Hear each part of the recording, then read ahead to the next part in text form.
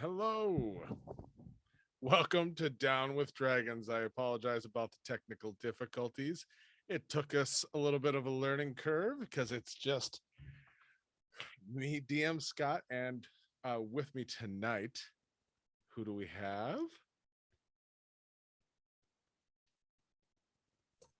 Mick, and I am playing Kalun. Woo! Woo! It's been a while.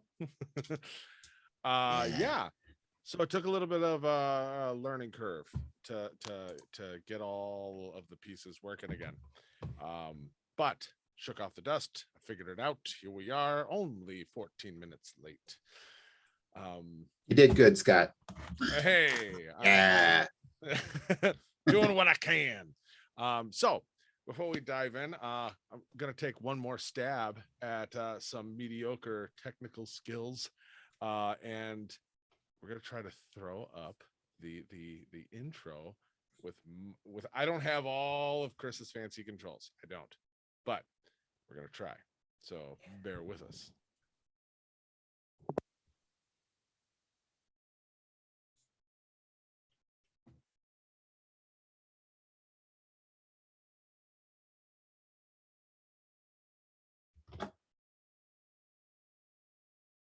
Oh, we're on the intro. We could be like the old men in the Muppets.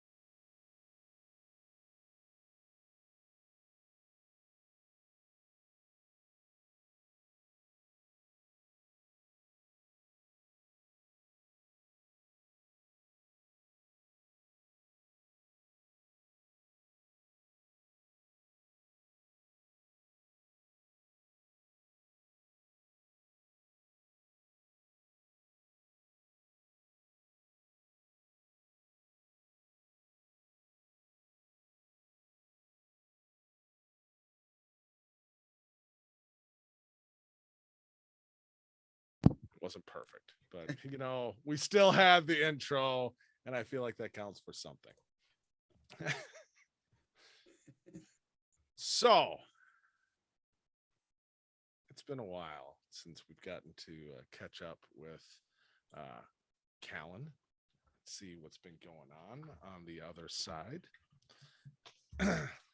Underworld. Kalun, he met up with a described friend, a Quincy,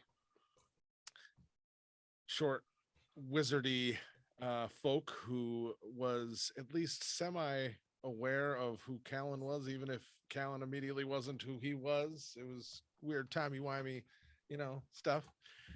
And they've been together for a little while now. They've been journeying towards the Electa Veldon dragon form in the distance.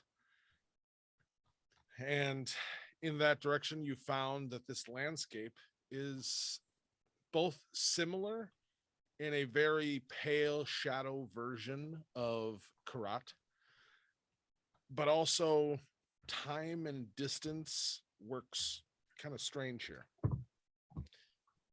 Where originally when you arrived looking out, it seemed like one large kind of valley, like kind of a bold valley with the dragon aspects surrounding it.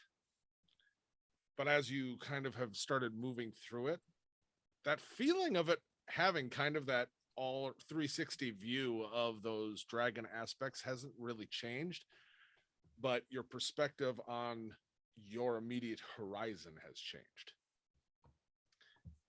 And so as you and Quincy have started making your way, heading in that direction, you've received a note back from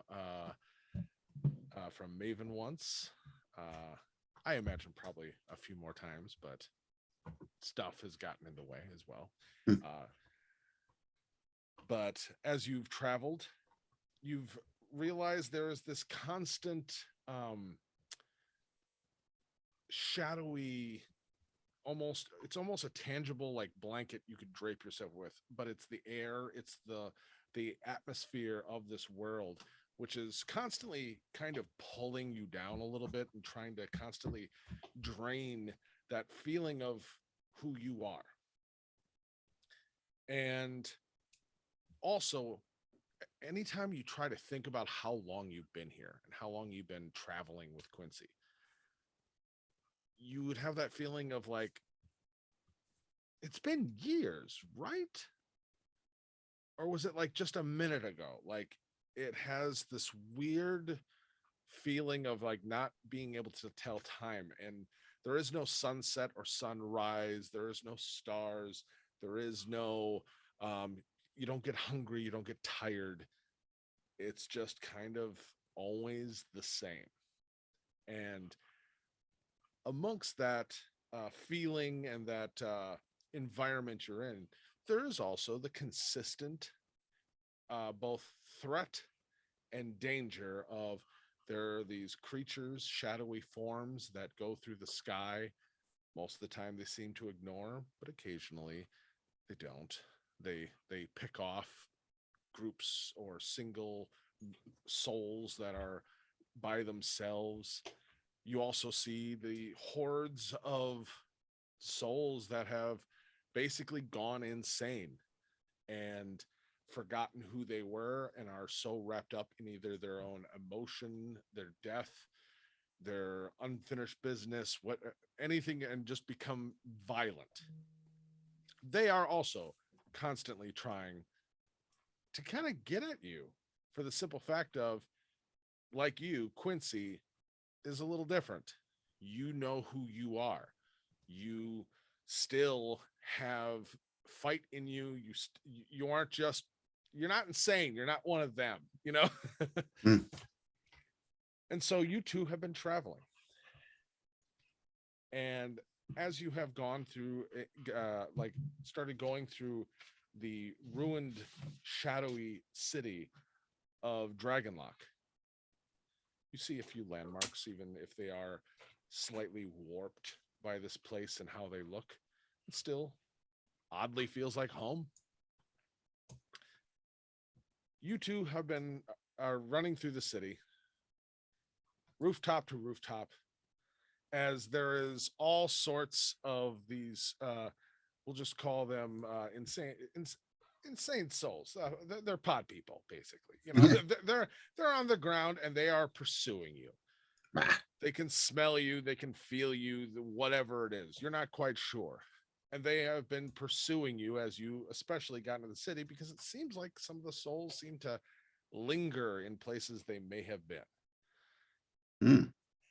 And with that, there also occasionally is these threats of those flying other creatures, these almost gargoyle-esque, humanoid, dragony kind of creatures that Quincy has at least explained to you that these are kind of the equivalent of the scalebound or the dragoons or any kind of honor guard of these dragon aspects that are here on this side.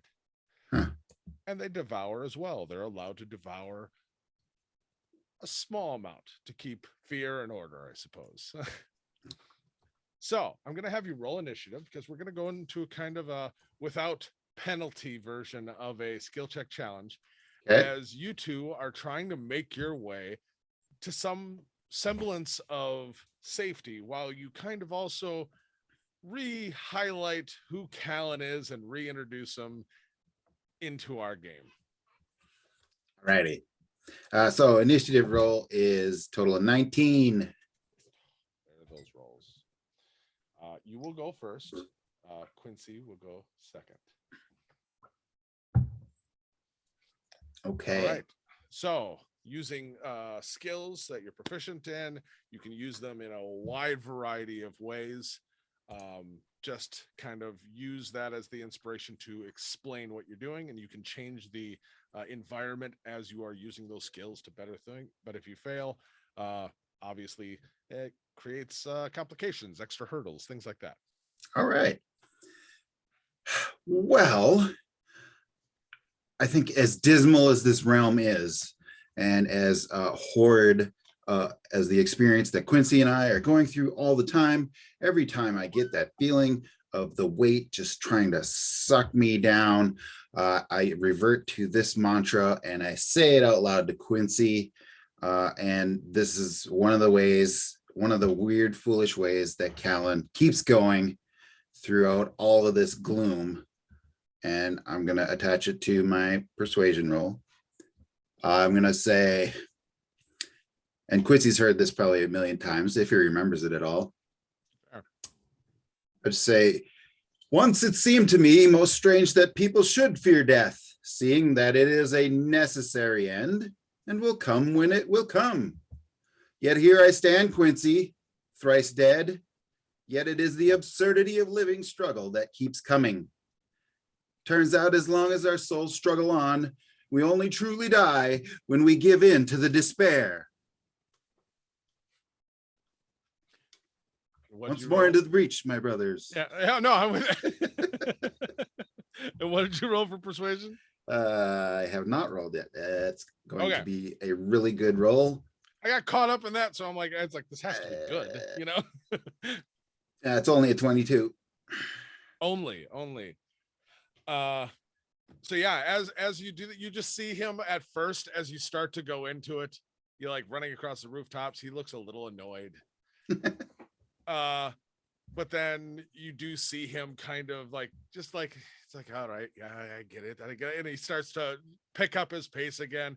And as you both start to leap over like a street that is a little bit farther than you probably have any right to attempt to do, he does kind of that Doctor Strange thing and just makes little voop, voop, and you guys step across and land, and he just looks at you and he's like, all right, it was pretty good. All right. Like when it's in context, it really helps, you know. It just and takes off running with you. And I'm gonna actually, on the heels of that, for him, I'll roll Arcana, seeing as inspired him to. That's a 21. So that will, he did Arcana to use magic to kind of make little tensors discs as you guys and stepped across. Nice, we got it. So that is 2 successes, 0 failures. Onwards. What is Kalun doing next? You can't use persuasion or Arcana this time. Right on. Okay. So we've got these crazy creatures pursuing us. Yes. Always a constant threat. I don't know who they think they're after, but we are not the people you're looking for. And I am going to use illusion to disguise our movement. Specifically, what do I have? Illusion spells, yes. Using deception. Okay. And okay. Ooh, gosh, that looked like it was going to be a natural 1, but it wasn't. Total of 25. Yeah, that'll do it. Yeah, and so you'll see, like, as you are landing on the other side and one of these creatures lands on a rooftop near you, you'll like, hey, we're not the ones you're looking for. It'll stare at you for a second and then all of a sudden look down at the other souls down the ground. You'll see it swoop and grab on to one of these kind of palish, like they look like a normal person, as if you had turned kind of that fade filter on, so they start to become a little translucent, kind of ghosty, you know, and just grab and lift them into the sky, and they're screaming and flailing, and yeah, that was the one it was looking for, apparently. I almost feel bad, but nope. I wanted to be a banker. So on that, with you doing that, Quincy is going to use perception, and he is going to look around, and he is going to spot something. He's like, oh, come over there, on top of 3-4 blocks away. It looks like that can't be a dead goat, but I think that might be a place to go. Let's go that way. Oh yeah. Yeah. Yes. And, Go to the goat. Got it. and he'll take off running that way. So you used deception. That was a success. And he used perception, and that was a success. So we have 4 successes. We need 3 more, and we're there. Or we start to have some failures and some complications, but Kalun's got this. He's not giving in to despair. That's all we're saying. Okay. Okay, well, we want to get to that goat as fast as we can.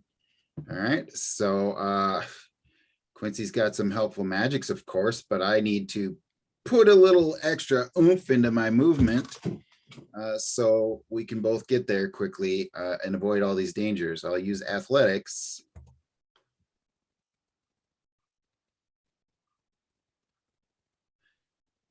And that is a 13.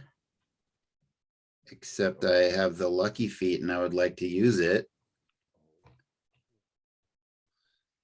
I suppose you can use that. Okay. Okay.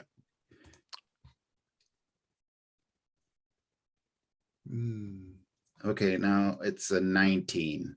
Now it's a 19. Do you need to use lucky again, or are you going to continue? I will roll with the 19. Hopefully that's good. That is a success. Okay. Yeah. So yeah, and as you like take off running to do a big leap, all of a sudden you do like as you leap off across an alley and land on another one, you do feel like the stones on the roof of the next building like slip and slide and start to go, and you kind of have that like, you know, skating falling on ice moment as the tiles start to come down the roof and you're running on them, but eventually you start to pick up the pace. Nice. And you know, get going. You know what, I'm just going to use that almost complication, and he's going to do acrobatics, and he is going to literally, as you are kicking out the tiles, he is going to be using them and then trying to crawl on top of you for you to use your, you know, big, tall, huge person, because you have no business being that big, climb on top of you and use you to get to safety. Right on. All right. I'm gonna use one of his fun skills, and he has divination. Okay. So I'm gonna use one of my pre-rolled dies, which is an 18 plus his acrobatics. So now I've used one of those for the night, because I can't let him be one of the failures. Come on. Especially if he has the option. So he saw as he's stepping and starting to lose it, all of a sudden he grabs onto one of your pant legs as you kind of kick forward and you swing him up on, and he catches onto the side of the roof. And as a one of these soul creatures, insane, you know, like breaks out of one of the side windows, he actually uses it, it's clawing to him to help push his leg up. So then he calls out, he's like, come on, you're slowing down, what's going on? And he takes off running. All right, it is your turn. You can't use acrobatics, and you can't use athletics this time. Okay. But this is the potentially final one. Okay. All righty. So then I want to continue throwing off these creatures as best as I can by using magic to create a diversion so they look the other way, and we have a clear cover to get where we need to go using deception. Okay, perfect. Okay. And that is a 30. I forgot about your deception. Yeah. Yeah.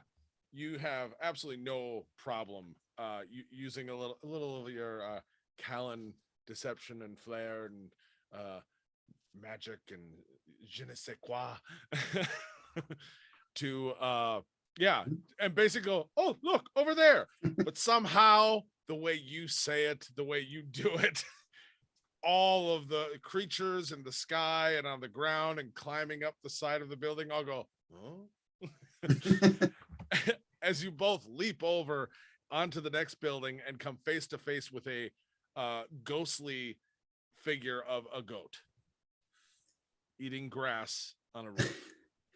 Oh, why does this look familiar? Really, this is familiar to you. I feel like I should know this like really intimately. Yeah. I mean, anywhere is good from here. And as you both look out, you actually see like they're not breaking down the doors. They haven't re-picked up your trail at the moment. They are actually, the horde is moving off in that direction just a little bit. But the few you do see that are in the area, there is almost like not a barrier, but it seems to get to this like a set point and then just almost lose interest and start wandering away. As you see that, you'll all of a sudden hear Quincy. He's like, "Oh, hey, there's a door on the roof here. We can get in." I'm gonna follow Quincy's guidance. Okay. So open, going in, and you will enter into a oddly, like weirdly, like deja vu kind of establishment that, you're just looking around and you're on the upper level with stairs coming down onto like a square second level overlooking a bar with tables. And inside, you see there is a bartender that is behind the counter, just kind of cleaning a glass, looking around. There's a kind of sickly bluish green fire in the fireplace. And there's also looks to be a patron sitting at the far end of the bar.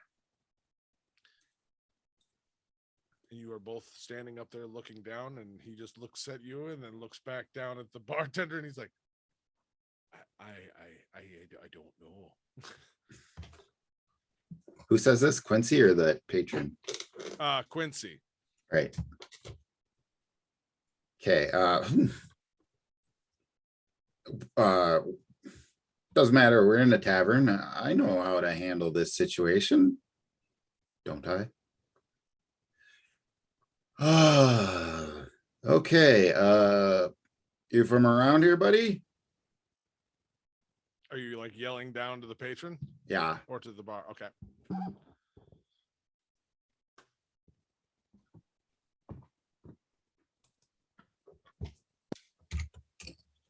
One moment as the patron enters the bar. We have a guest player tonight joining us.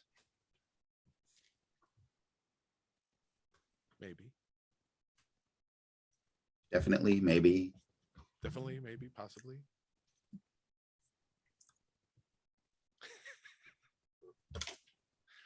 They are confirming that they are good.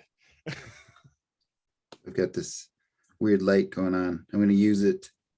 And you might need to change your name real quick. Oh, dipping out, change the name. It's too late. It's already on. Oh man, there's nothing we can do about that. Nope, still there.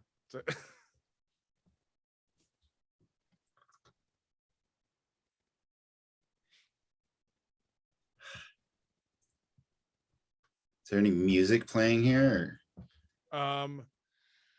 Now that you say that, yeah, there does seem to be just a strange ambiance in the room.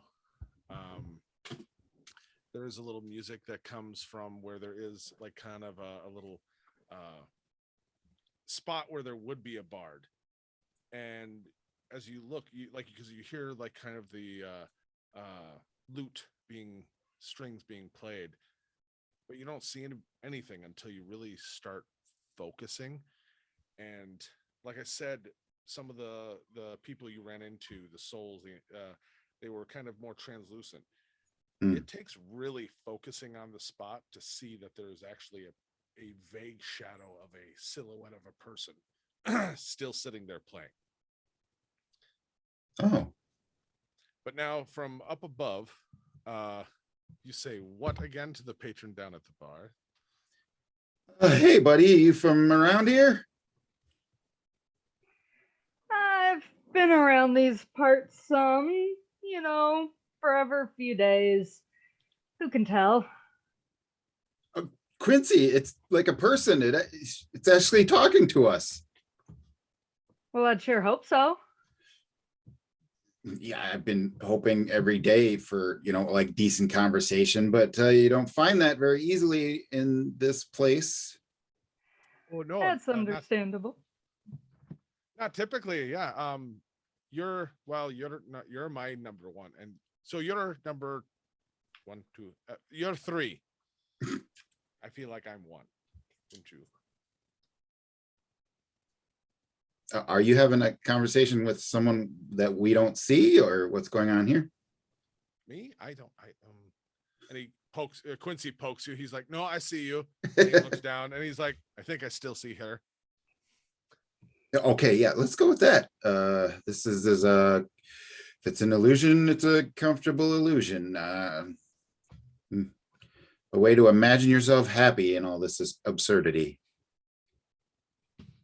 It is at least a bar. It is at least a bar. And he'll start to kind of cautiously come down the second story balcony kind of area, and kind of he'll keep like the bar's distance as possible. Like if you're on one end, he is on the absolute other end. Okay. I thought you were happy for company. Seems like you don't want to be near me. Oh, I never said I wanted company. I already found him, and that's more uncomfortable than I like. And by the way, when you're not in control of being here, because some days I'm here and some moments I'm not, and there's people talking about people's eyes and all kinds of things and blue hands, you never know where you're going to be. Have you ever been at Electric? It's weird. Don't know what you're saying, but sounds like a roller coaster. Quincy, what's a roller coaster? I'm unfamiliar, but I feel like she's trying to dupe us. I've never actually seen one, but I've heard like a mine cart, but they purposefully make it to just bring you to the same place. If So, that's like, not a real thing, we should make it a real thing. Once we get out of here. You got plans to do that? Well, I've never abandoned plans to do that. I think once I do, that'll be a sad day, and I'll stop having plans to do that, I guess. He'll kind of gesture towards Kalun. Right. He's, I think, still maybe half alive or something. He's different. He's not actually dead. And like he holds up his hand that it has just a little bit of translucent, just like you. And then he'll like poke at him, and like he is very solid. Like he's not translucent at all, where you two are, like, from what you've seen, like Quincy to you is like, wow, you're just like me. You're basically here. Kalun's 4K. Fourth dimension. Yeah, you're VHS like Quincy, and he's not that that's something I'm trying to lord over everyone or anything. It's just, who I am. Living in vivid color type of guy. And nothing against you. I like you guys just the way you are. I like me just the way I am too. Thank you.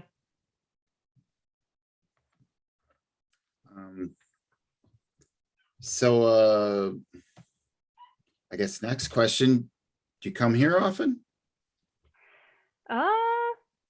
Been here for a while. Seems like a nice place to be away from all the biters and things. The less visible. Hmm. The sappers, right? So this is relatively safe from them? As far as I have experience. Okay. Getting more comfortable all the time. I mean, right? We could just stay here. Like that might be something we could actually do. How long you want to stay just in a single bar, though? You see Quincy's eyes kind of go off and really think, and he's just like, I mean, it depends on the stock and inventory, really, to me. Yeah, but Quincy, that'd be the same as giving in to despair, giving in to being too comfortable. It's the same thing. I mean, come on. Cowards die many times before they actually die. The valiant, like us, they only truly ever taste of death but once, or 3 times or whatever. But you know what I'm getting at. No, I totally understand exactly. And all of a sudden you see his skin start to illuminate, and it looks like he starts to like turn into almost like lightning and then disappears. Kalun, you have seen him on a few occasions disappear suddenly. And what this is usually the first comes time with he that? started to turn into electricity. Huh. And he normally comes back. Like it's been probably 2 or 3 times that you've seen this happen, and this is the first time he's like turned into electricity as he disappears. Well, that was shocking. I'd say, Shocking. God. never seen that before. Can say that for sure. I've seen him disappear, but never as sparkly as that. Added a new hits the talent? table with like steam coming off him. He's like, show me your eyes. What? Sorry. Okay, Quincy, where were you? Desert holding up a building, I think. Must have some good muscle on you. I mean, I might seem a little wee, but I'm magically very stout and strong. He is. Strange patron. Do you have a name? Nashara. And you? Kalun. Kalun Den. You can call me the Fool. Interesting choice to deem yourself. But if that's what you request. Yeah, I guarantee you it's a very well thought out moniker. I just can't remember the well thought out part at this moment. That I mean, there's parts of yourself that you just know off the top of your head, but then you kind of like, God, why is that? Like there's a total, like I know there's a good reason, and it's just like, but then later on you might remember it. It's like just some of that is always a little foggy, a little slow. And even if I can't remember why I'm the fool, knowing that I am the fool seems to be coming pretty handy around here, because when I think that something, I should do something that makes sense, I often choose not to do that, and it ends up working out. All's well that ends well, I guess. It's an interesting way to look at things, though. And seeing as you are more visible, I might see fit to stick around you guys, and if you'd use the company getting out of here. Sure. Yes, we do have an entrance interview that I just made up. That If has you, been established for a long time. oh yeah, exactly. Namely, are you or have you ever been an agent of the dragon gods? Not to my knowledge. Okay. I mean, I may look somewhat draconic myself, but Yeah, that's right. What does Nashara look like? I guess we never really went past bar patron. Nashara has very wide shoulders, like a decent large build, and is actually a copper dragonborn. So very much the coppery, scaly skin texture with horns kind of coming out and then towards each other again. And in some areas, you can see kind of a little blue, almost like oxidation.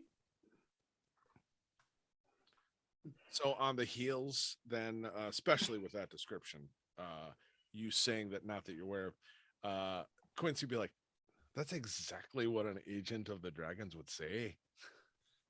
Right. Yeah, and there was that whole Zazazan thing. But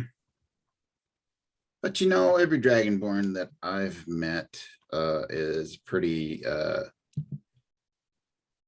well, it's quite a range Slimy of and horrible. personalities. Quite a range of personalities. You can't pin anything down. There's no meaningful generalization that can be made for anyone. So let's just go with that. Yeah. I'll give you the benefit of the doubt. And we could certainly use the numbers. If it assuages your fears at all, that sounds like a too fancy a word for me. Sounds like a delicious word, actually. It's almost like sausage. Do they serve food here? Because I haven't seen food for like who knows how long. I'm not certain, actually. I haven't tried to order. But if anything, more than a true religion, I would hold up my hand and call on my pact, and a heavy crossbow kind of forms that I am now holding. More than a religion, I have this. And then I kind of move to holster and it just kind of vanishes. Oh, I thought you were sticking me up there for a second. Oh no, just kind I of know she's going to rob demonstrating.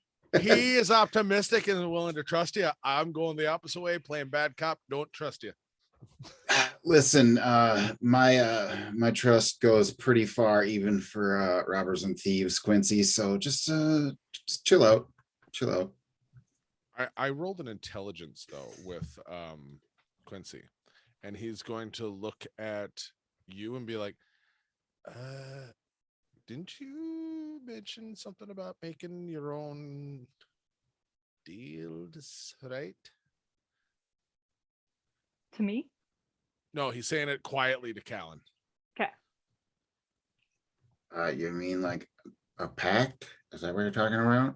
I mean, she did just kind of say the P word, and you said you've made a pact, and I've like never actually admitted to you, but I've made a pact, and like, 2 is a coincidence, but 3 feels like, it was kind of meaning, a complicated relationship type of deal. So I don't know if you can actually call it a pact. It's more like a cosmic booty call. It's complicated though. Well, I'm just saying that, like, all right, out of all the people that we've seen, and we've seen a lot of crappy kind of see-throughy versions, and then there's all the flying horribles, and then I've and he's saying this more out loud now, like I've made my own deal. I have a interested party that has given me some little extra bang. And his is complicated. And now you say you also have an extracurricular partner from somewhere else. Yeah, from somewhere else. Yes. See, I don't like how you say that. You keep saying it's complicated, but then I say things like that, and then you really give like this weird vibe. Gosh, you know, we keep finding that we have so much in common, Quincy. You know, feels like we've known each other for so long, but it also feels like I'm just getting to know you. Right? You never know who you know until you know them, or they try to kill you, and then you Right. really know them. Hmm. Yes, so this will be the first official meeting of the we have some sort of pact club. I mean, the title's up for debate, but I mean, I'm fond of something like, you know, this Triforce or Triple threat. yeah, oh, that one's good too. the Triple Crown, the hat trick, the turkey, the but I'm just saying, I think that there might be something to maybe why we are the way we are, because maybe we are not fully available to this world. If you think about it, like we are tethered to another.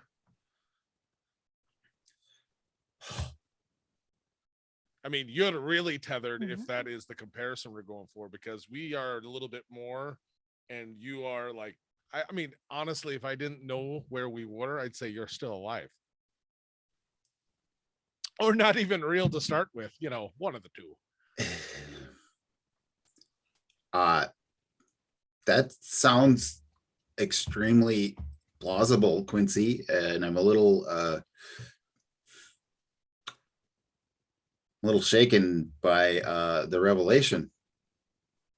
What do we do with that? I don't know, but I did just get a form of inspiration while you were literally thinking on that, and maybe a name is Pyramid of Power. Pyramid of Power. Put a name for us. I'm just saying, just something in the air of this place. Kind of. Right, I'm just saying. Okay, you got a name. You got to say it. Like, give it some snap. Pyramid of Power.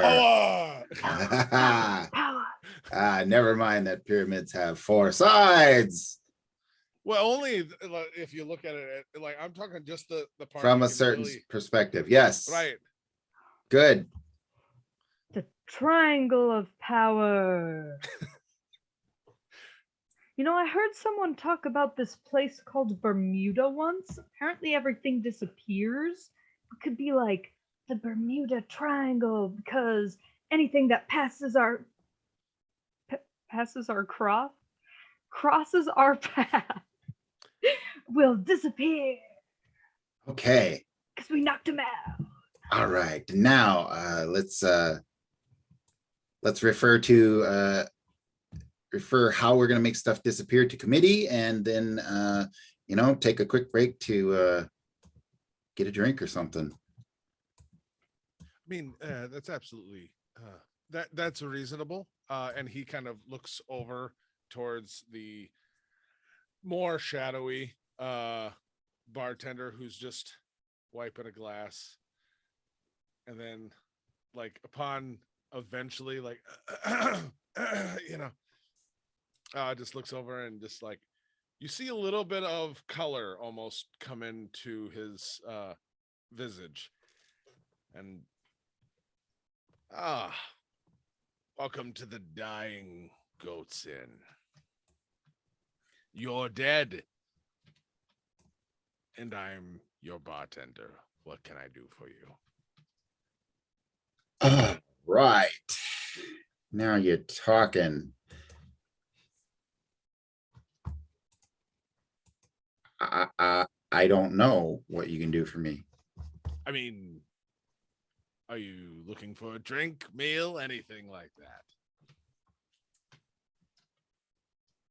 I am, but I feel like I don't want to get too comfortable here. So pour me something I'll hate. Absolutely.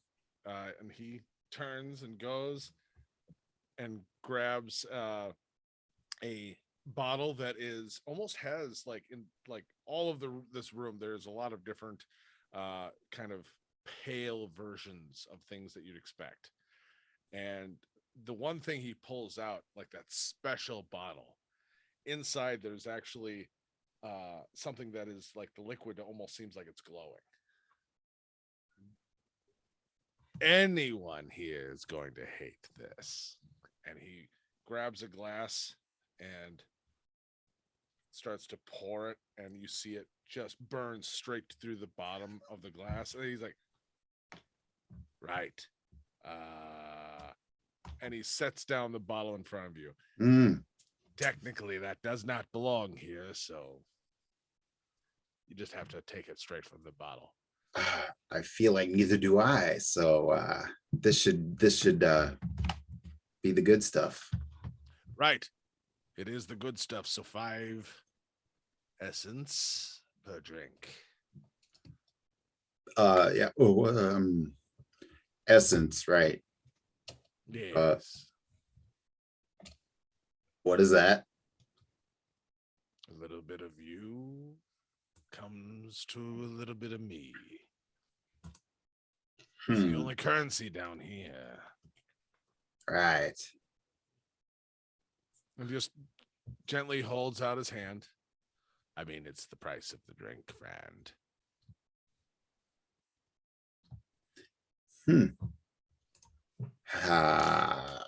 Can I trade you a little entertainment or anything? I mean, and you just see his entire visage, the color start to drain a little bit and then come back up. I mean, it'd have to be really good entertainment, because honestly, I'll be completely blunt with you.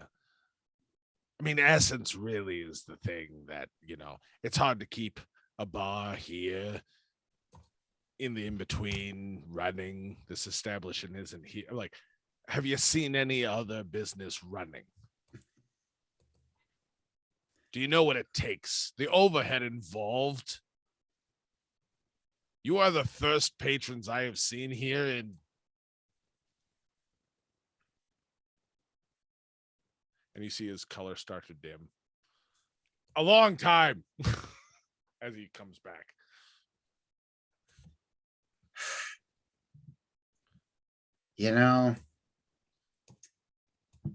You may be the only business around here, but you don't seem like a very motivated seller. I mean, we are all dead, so I have time. Okay.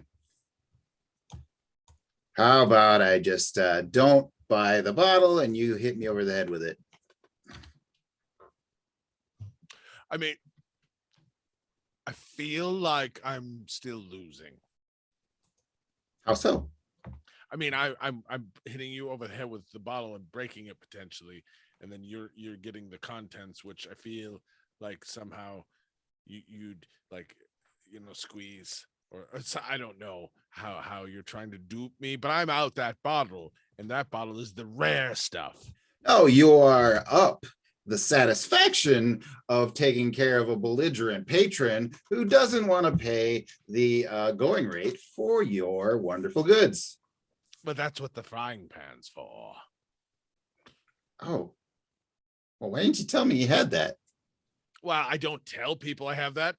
That's how I deal with unruly patrons who don't want to pay full price. Okay, so take the frying pan, use it as a bat, and hit the bottle right at me. Once again, why are you so specific on me hitting you or hitting the bottle at you? This feels like shit. Roll me a persuasion or deception or something. Okay. Right on. The next words out of your mouth will either be perception or deception, or persuasion or deception.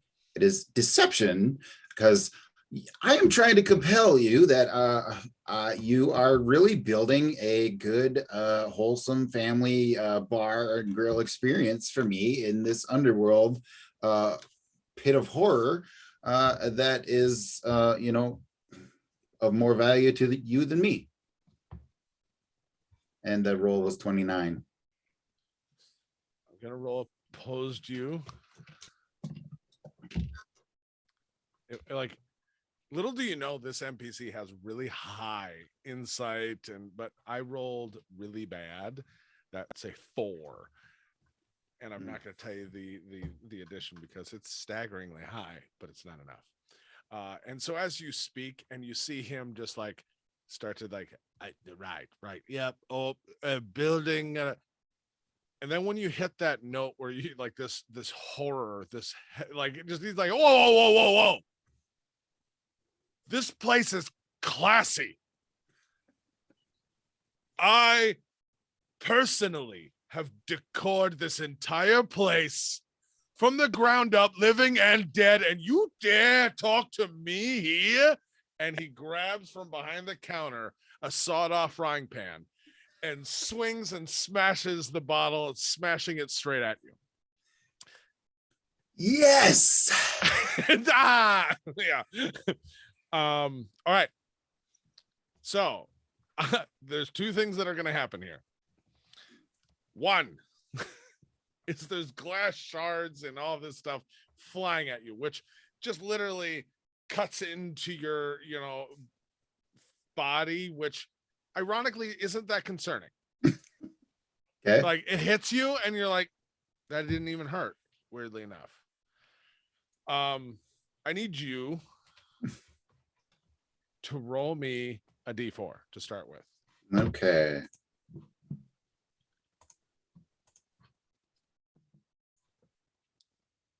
Because this frying pan means business. It is a 3. All right, now roll me a 6. Roll you a 6 or a D6? A D6, sorry. Oh, I mean, if you can roll a 6, that'd be really great for me. But, I can, but I rolled a 1.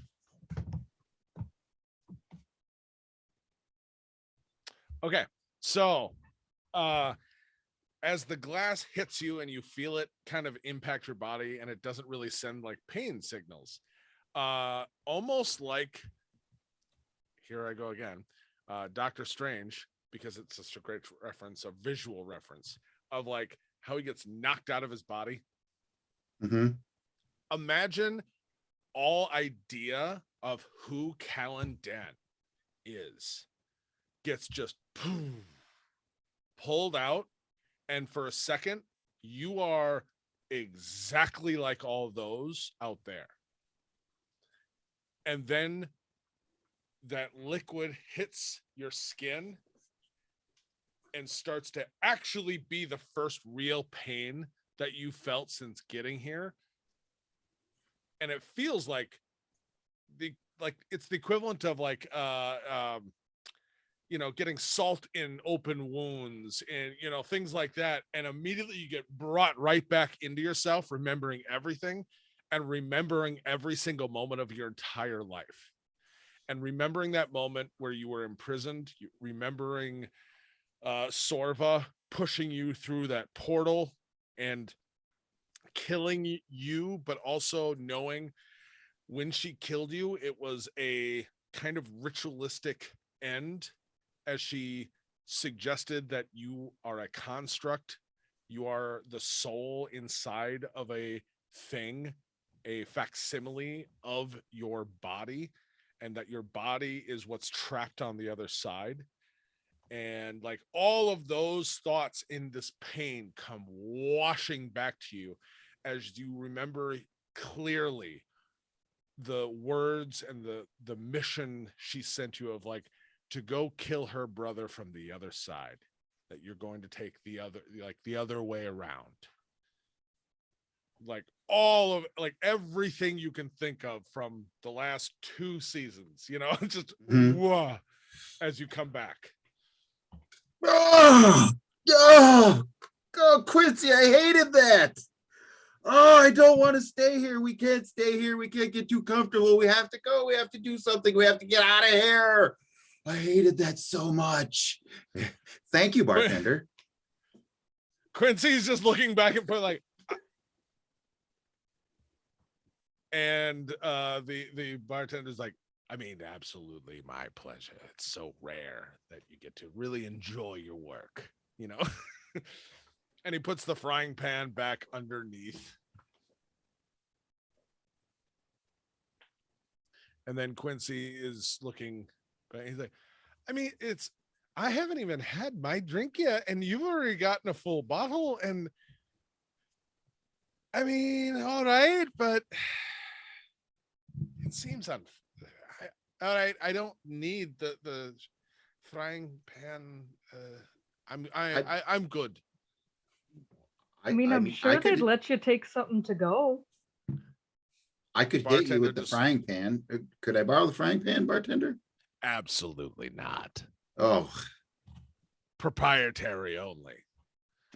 Sorry, Quincy.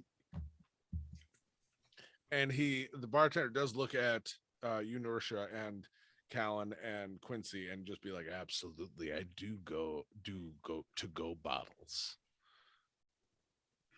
For essence. That's the thing. And Kalun, you very much get the idea, especially with what you just of like that currency is who you are, and it's like that's giving up you, memories, feelings. Wait, Nashara, how long have you been here? Have you been buying these drinks? I mean, I was probably sipping on one already. Oh yeah, it's and the bartender is like, oh yes, she has already been building up quite the tab. Like I can't let you do that anymore. You have to come with us. We have to pyramid of power our way out of here. I'm up for a change of scenery. I like staying on my feet, keeping moving around. Good, let's go. So Quincy, I don't know what I'm doing. I know we can't stay here. I do remember I had a mission here to kill Queen Sorba's brother. You think that's a good way to start? I mean, that has been, well, I mean, without that kind of direction, or at least reason, we've been going towards the electric. Maybe that's why I've been electric. Doesn't matter. Heading towards Elective Aldon in his direction for like how long? A while. It's so tricky down here for time. A while. Okay, let's keep doing that.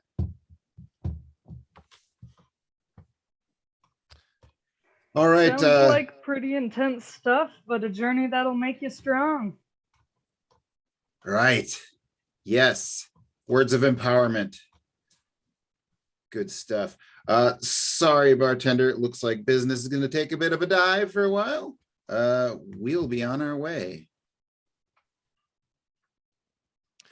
Don't feed the goat on your way. I feel like I should feed the goat on our way out. You should. Okay. All right, you both or all three of you start, head back. Are you going back out the roof, or are you going out the front door? Or the back door? We got to pass by the goat to either feed or not feed it. All right, so back up to the second story, then up the stairs that leads to the trap door onto the grass roof, where there is a large skeletal visage of a ghostly goat that is just eating grass and just staring directly as all of you open up and just look at it, and just three little heads pop up and just What would I even have to feed it? Is there anything in my one special bag, maybe? Yeah. As you like, you haven't checked it in. Well, you did check it just the other day. Oh no, was that longer? You open it up and like there is this lumpy clump of fleshy mass inside of a bandage. Huh. Who sent me this? Must okay. Hey, goaty, you want some brisket? So you pull out, and as I might be retconning, I can't remember to be honest exactly, like because I know it's been I can't remember if they put it back in or what. Either way, doesn't matter. It's here now. As you take the dragon heart out and open it up and just Yeah. Well, I mean, first off, would Kalun even understand what it is? roll me a nature check. Okay. While he's doing that, could I slowly approach with my hand out and try to pat the goat on the head? Yes. Also make me an animal handling check. My nature check was an 8. It's a very large heart type organ, but it's like you're not sure what animal this could be from. Huh. Well, it showed up just in time to feed the animals, Go, so yeah. it's a sign. What'd you roll for animal handling? Just a 10. So 10 isn't bad. 10 isn't abysmal. But as you kind of reach out to touch its head, you do hear that as like, oh, it's like just about gets like it tips of your fingers, and you're like, all right, he's a mean goat, you know. I want to kind of show my horns, like, see, I'm like you, but that could be seen as aggression for goats, so.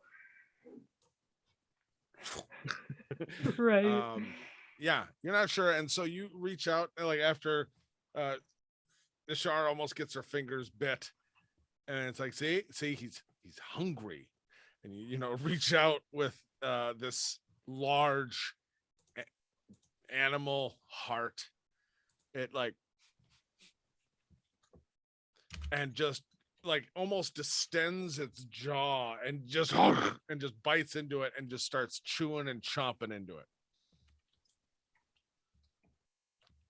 Seems happy enough. There you go.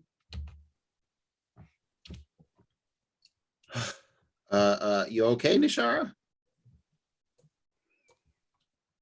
Yeah, I just thought of maybe like approach and give it a pat since he said don't feed it, then feed it. So like see how he's acting. But he seems to enjoy what you gave him. Oh yeah. It smells horrible. So good for him. I wasn't gonna eat it. I think someone sent me a care package through my special bag, but I don't think I could stomach that. I mean, if one of us were to eat it, we'd probably want to cook it first. That might help the smell a bit. You know, I don't. I think eating while we're here makes it worse. While you are kind of having this conversation, and Quincy is just kind of looking between the two of you and then looking at the goat devouring. And the thing is just like Kalun, this fleshy heart, you know, it is in 4K. Like it is more vibrant red than any other red here. And as it like finishes eating that meat, that heart, and like kind of, and you just see like it starts to actually its color become more, and it starts to turn to a tinge of almost reddish fur, and then all of a sudden like in this bone cracking sound, a wing pops out on one side and then another wing. And they look like like imagine like a drake or something like that, where the wings are out, except all along where the scales would be, it's all like goat fur. And the goat just kind of looks at it and then just starts to lift off just a few feet off of the roof and is just looking down at all of you with kind of almost the equivalent of like a goat who's always been considered prey in nature's law, who is like, I think I just leveled up and became a predator, you know? But not looking at you like food, but is just kind of like, eh? I'll kind of puff myself up, like almost how a cat's hair stands up. Like try to do that with my scales, but that's not how it works. And just be like, you may be up there, but try to take me on. I'm more dragon than you now. Whew. Whoa. That really did something for the goat. You want to try some of this, Quincy? Absolutely not. No, I mean, like, did he leave much behind? Oh no, he cleaned it up. There's the bloody rags. And even as you say that, he's like, and I don't want to try to kill that goat.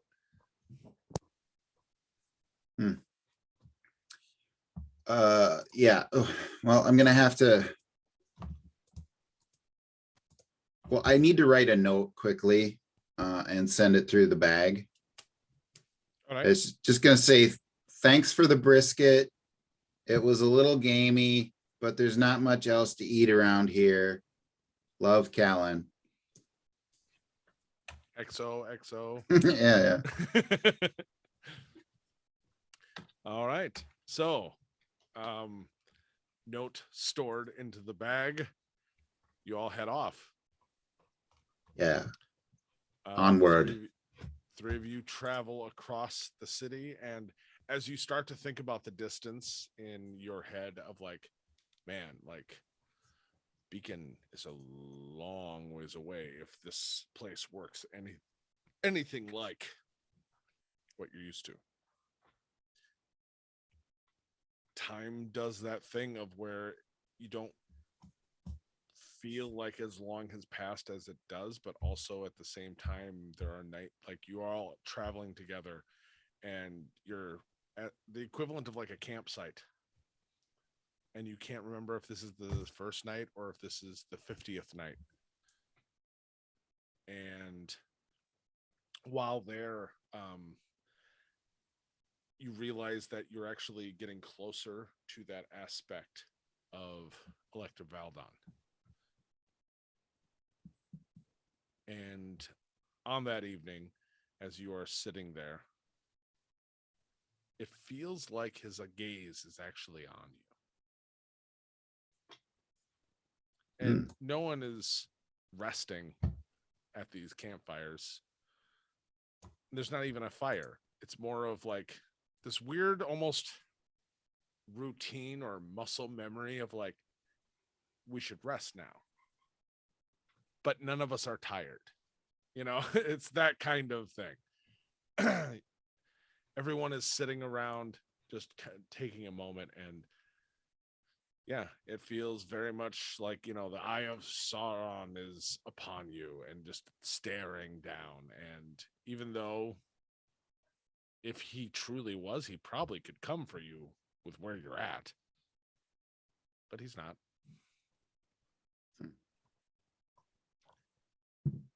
And then you hear Quincy just quietly say,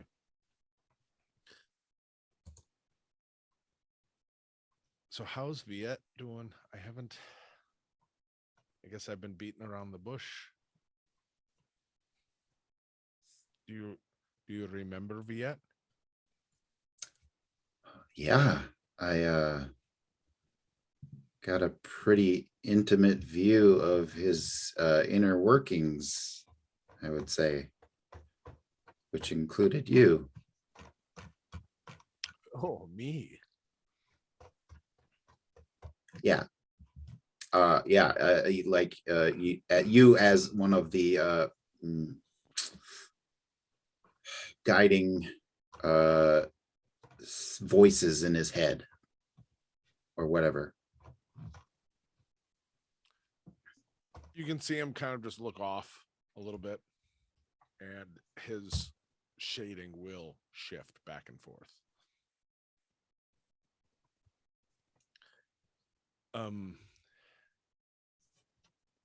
How how broken is he still? He's a good lad, but I know before we got separated that he wasn't in a good place. Like he was always a little simple, but like I know once he came out of the deeps, he was different. I could feel it. And then unfortunately I didn't have enough time to get back to help my friend. How broken is he? Can he come back? Well, Quincy, that's hard for me to answer because I didn't realize he was broken until I got to see that view into his mind.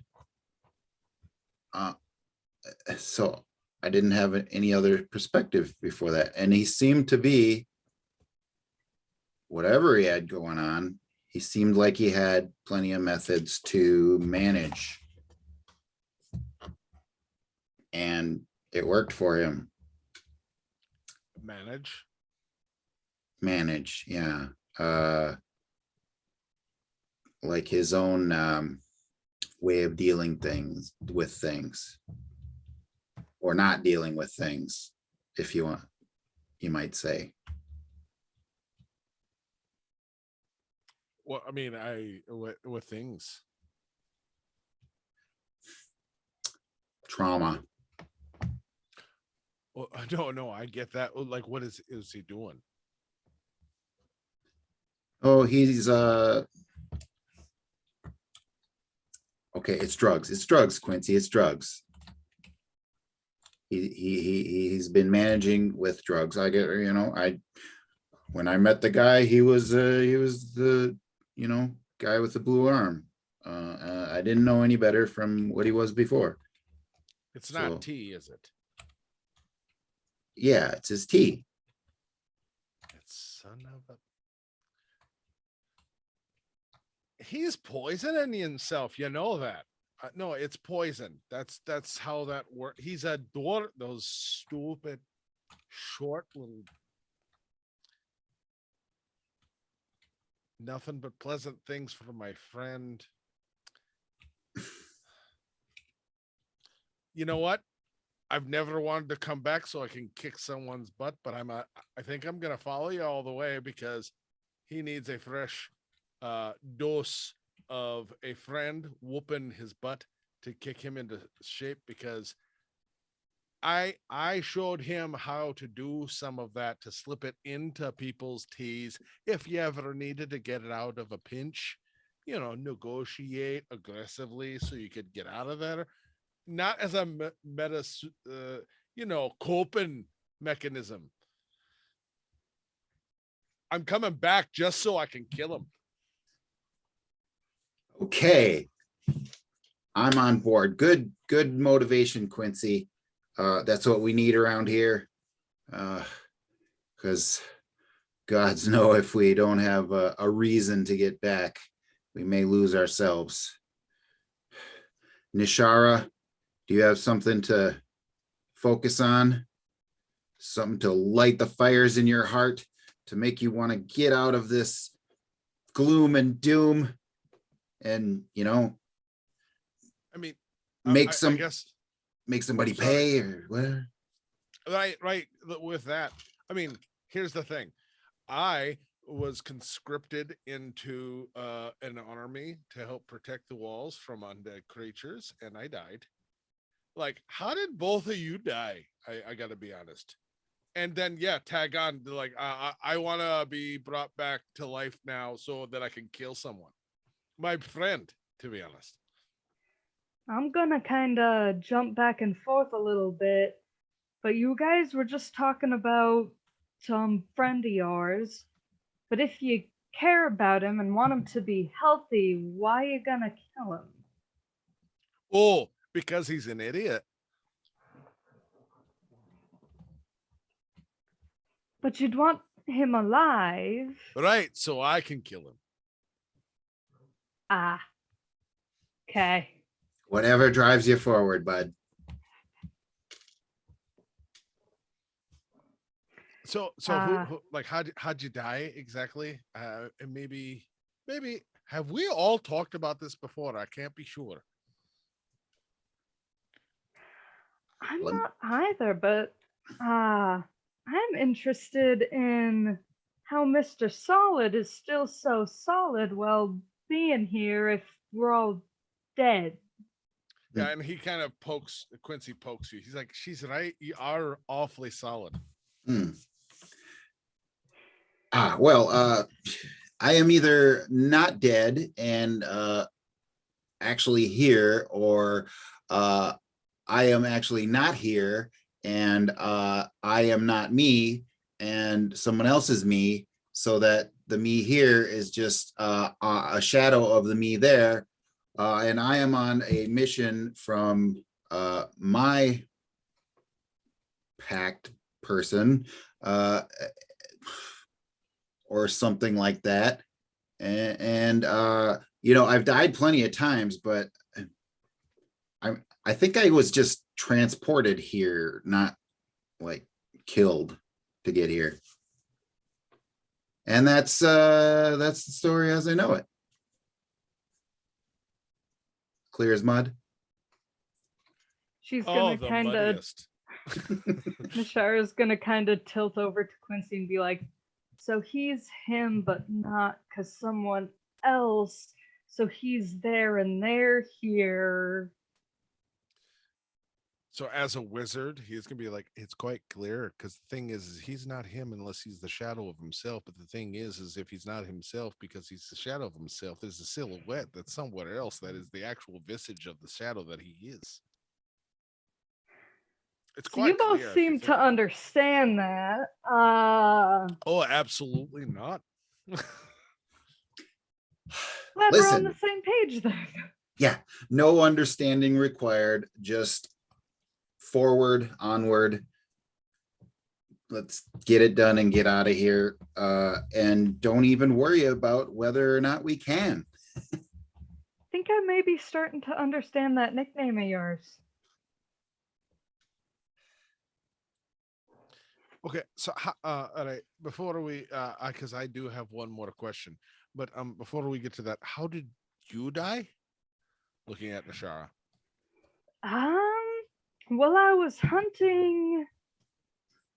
Don't quite remember the name of it. Big, powerful, ancient something or another, rumored to be out in the dangerous. Cause my patron, if you would say, I don't really know if he still exists. Kind of got this shout out saying like, hey, I'm at my limit. So here's what I have for you guys. Good luck. Last one standing gets it all. So I was gonna go get that thing. Not sure what it is anymore. Beef up a little bit and be the last one, maybe become a god. If that's how it works. Not certain if that's what he meant, but seems like the logical thing to do. So your patient basically said, here's what I have, and there can be only one. Yeah. To slim it down, he put a lot more fancy words on it, sounded all godly.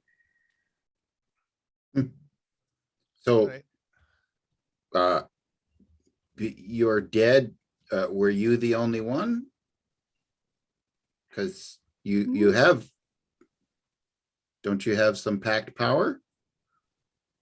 I'm sure there are more of them. I got here sometime between hearing that and finding the thing, which I don't think I found because I'm here. But I still have, and I'll like activate again.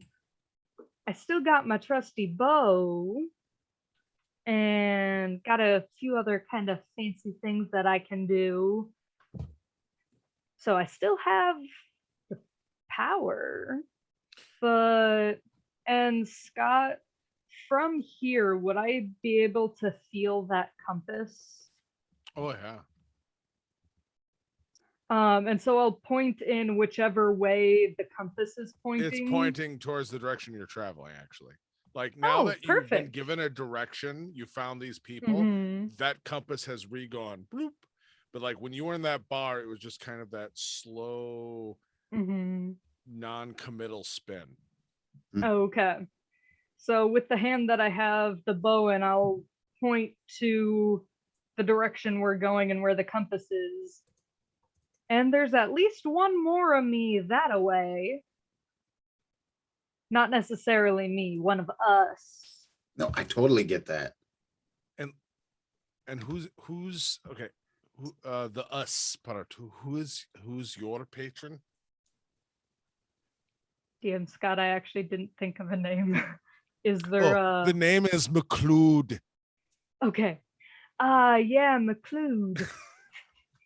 Yep, Mick got it. I was being very subtle. Time for the quickening. There it is. Yeah, McClude. And he'd be like, oh, okay. Not familiar with that one. I'll be honest. Mine is a lovely fae known as Lenanshi.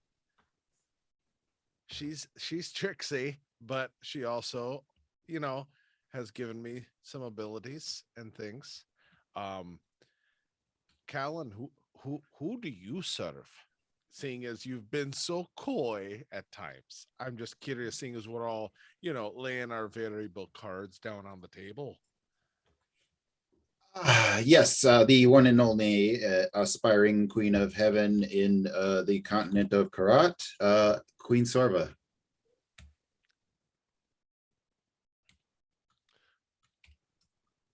I feel like I know that name, Queen Sorva. It's so regal sounding, right? I mean, it's got queen in the title, so must be someone important. Yeah, she's very important to me. Though I don't think it goes both ways anymore.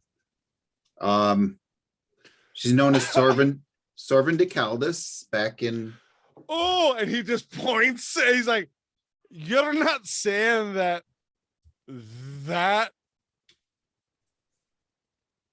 lovely monster, Great silver lady, yes. Beautiful, voluptuous curves. That horrific thing. And he just looks at Nashara and he's like, "We're going to die." But I'm on board. Listen, fellow Pyramid of Power members, I totally grasp the absurdity of exactly that. But I have purpose, I have power, I have means, and so do you. And that is what is going to get us to the next step. All right. I'm not going to argue. I feel, and he kind of thinks for a second. He's like, have we argued about this or have we not argued about this before? Feels like something we've argued about before. Have we had this conversation before? How many times?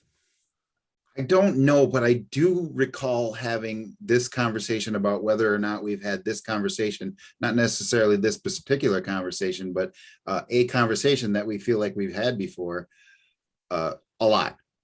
I do recall that. So is the fact that we think we've had the conversation before, but with the context of the conversation is the issue. Yeah. Yeah, I think it's not really the text that stays with us, but the context and the feelings that leave the impression. And that's what we're in danger of losing if we get too comfortable anywhere, or if we get caught by any of those horrors, pursuing us. We have had this conversation before. Yeah. I don't know how many times. Right. And Nashara, I've been meaning to ask you, are you now, or have you ever been, an agent of the Dragon Gods? That's a good question. We should have probably asked right away. Yeah. I don't think so. I mean, that is exactly what an agent of the Dragon Lords would say. Yeah. It's not hypocritical at all of me to want to establish that up front. I mean, we're already in our brotherhood, sisterhood of Pact of Power, Pyramid, Triple P. Now that you say packs, I have some questions, and that'll start that little feedback. And the group, over the next course of repeated conversations and much learned and relearned, will arrive at the shadowy city in front of them, possibly, because we haven't seen it, a beacon with tall, almost lightning rod tipped buildings. And in the distance past the city, you'll see there is this almost like a lake, that as you come down from this rise and see the city, and you see almost like a lake that goes to the mount, where there's a large building that obviously, clearly, you can tell, because it's weird how clear and distant things are, but you can tell, is like a temple at the base of a mountain, where Electra Valdron's visage and aspect is perched upon, as he scoops, reaching down past you to the throngs and hordes behind you.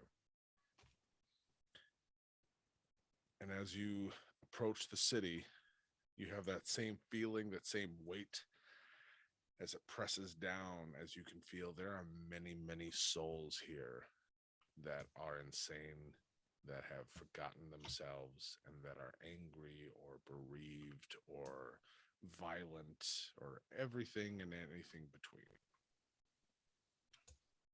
And very quickly, I would like everyone to roll me a perception check. Because why not? Why not? Okay. So Kalun rolled a 1. Natural 1, which is a 1. It's probably appropriate. Quincy rolled a natural 12, so that's a 21 for him. Nashara. I got different numbers added together, but still a 10. I'm rolling low tonight. All right. So Quincy's going to be the one who truly notices. As you all approach, he's going to be kind of just leading just a little bit in front. Nashara off to the left between you, him, and Kalun. And all of a sudden, one of these creatures is just going to come around the corner. And you'll see him just jump back and be like, and just getting ready to do a defensive spell. And you can see very quickly that as it kind of goes for that normal lunge towards Quincy, it stops and looks over, like almost drawn, like that cartoon smell thing, grabbing and hooking over at Kalun. Kalun is the most here and remembering of who he is person And that smells real good. And immediately, as the first creature just screams out in this just gibbering scream, nonsense words and curse words, and just immediately starts charging forward. And you hear in the distance others just picking up nonsensical words or curse words or whatever, just picking up the call as a city starts to wake up with violence. Huh. So we're going to do a different version of a skill check challenge. There is no pass or fail. There is 10 checks. Every time you succeed, you can have the damage. If you don't succeed, you take full damage. And as I kind of spoke to you both before the game, in this place, you don't have HP. You have soul. You have sanity. You have memory. And so it is much higher than your normal physical body's HP would be. It is multiplied by one of your modifiers.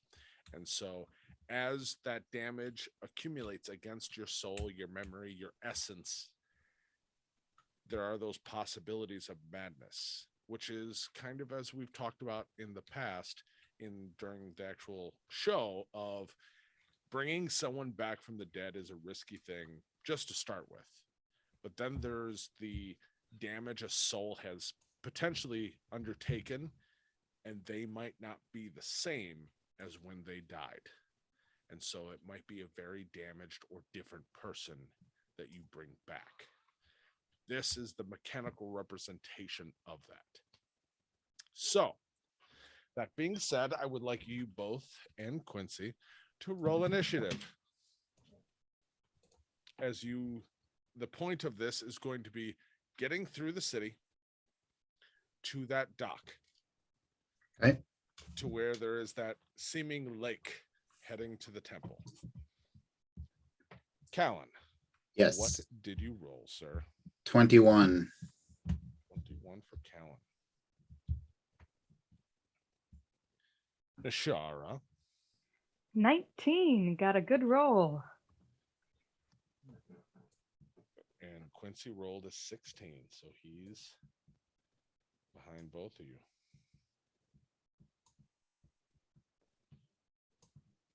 All right. Just for remembering, and for you as well, there's Nashara. So I have a set DC. You will discover it as we go, pass, fails, all that stuff. But like I said, it's 10 checks total. And just to explain as well, it's 10 total checks per round. So it's a minute of combat. All three people have to go through this. So it's the equivalent of everybody's making 10 checks.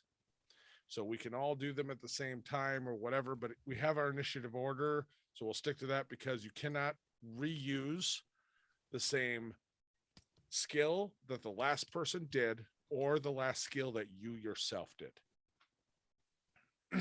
So starting off the first round, Kalun.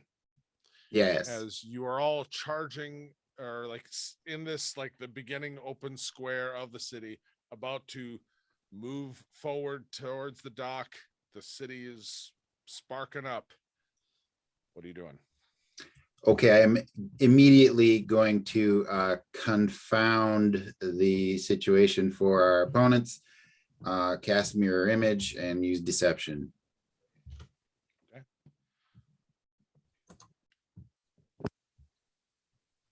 And that's 19. All right. So as you charge forward, you absolutely are throwing up illusions, but as all of these different shades come out of different streets through buildings. There are so many of them. It is a zombie horde, if you think of like the movies of like the running kind, that come out, that you are absolutely reducing the amount coming at you. But there are still many that try to claw at you, and as you move through them, you are escaping, but almost think of it, this is actually a more precise description. They're not getting you, but just like you have flags on for flag football, Mhm. they're getting pieces of you like that. Okay. That's good. You succeeded, which is why you're having damage.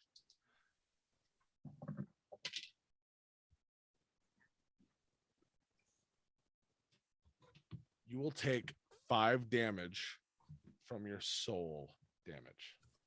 Okay. Yeah. So just a few hands that you brush off, slap off, however you deal with it as you run forward, throwing up these illusions that's a lot of them charge and attack at. Nashara, you see as Kalun runs forward, he's throwing up illusions of himself, charging in different directions, and the horde, as they jump out, react to that. What are you doing? I would like to, if there's anything in this weird version of the world, is there still like stuff accessible on the streets that I could kind of knock over as I'm going? If you tell me there is, there is. There is And then. and just to remember as well, you can, in any kind of way that you can justify it with a skill, use any of your character's class or racial or whatever abilities mixed in with that. There's one that I wish I would have taken, but I decided against. Actually, I've as seen we're your character sheet. You can't completely change it. I know, but I have one that I'm not sure what ability I would attach it to. You can Psionic ask. Blast? I would say if you have you could do Arcana, you could do. Could I do athletics to run while casting it behind me? Oh, absolutely. You're using that and then to give yourself advantage as you charge forward. Absolutely. Oh, that was cocked. It was between an 8 and a 20. If it's All cocked, right, you can so, reroll. Right. So let's see. With that, then 14. 14. All right.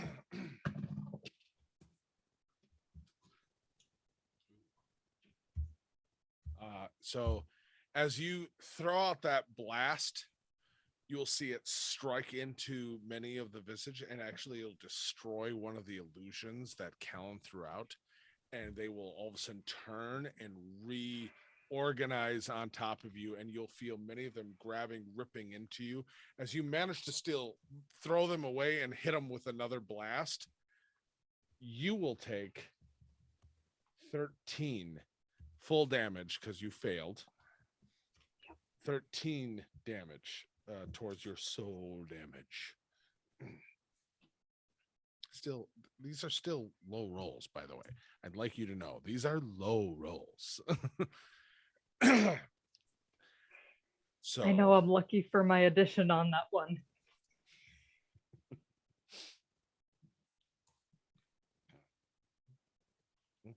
All right, so Quincy, what is he gonna do?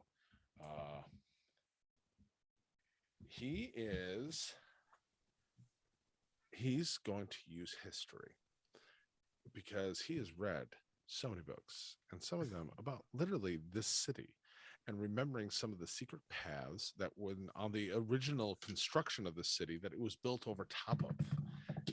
And remembering that he is going to charge down, he's like, "Oh, they're coming this way, this way." He's like, "There's a hatch right down here. If we go down this street, it ends in a dead end, but don't worry, because on the 5th brick," and he'll push the brick because I rolled a 5, and he's gonna be like, "What was it? The 6th? What it's 6?" And you see him like doing mental math as he's trying to count bricks, and then through the dead end wall, all of a sudden, all these shades will strike at him, and he's going to take full damage because he failed. Oh, that was a little beefier of a roll. That's 19 damage full for Quincy. That's a fail for Quincy. All right. 19 damage. And you'll see him for a moment where you can, after the strikes come in, he blasts them with some magic.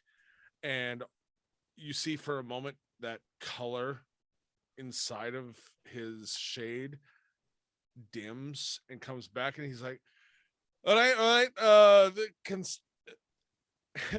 we were supposed to go right, not left.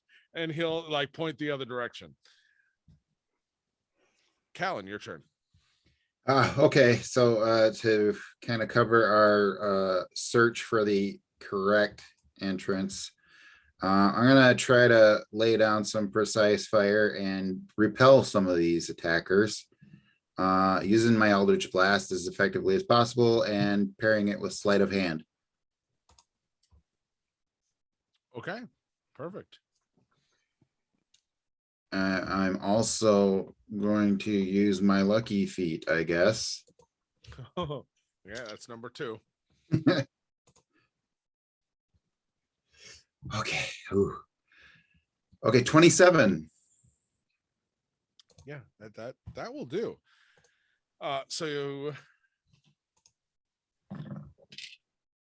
as just like this time, you don't even actually get hit or anything like that. As you are shooting out those Eldritch Blasts and tricking them and moving quickly and following Quincy's reoriented directions of like, no, sorry, recalculating that way. You do just feel as you are crossing and kind of covering everyone, this extra weight as you start to see all these extra shades just rolling into the city. And there is a physical despair that just starts to condense the atmosphere. And you'll take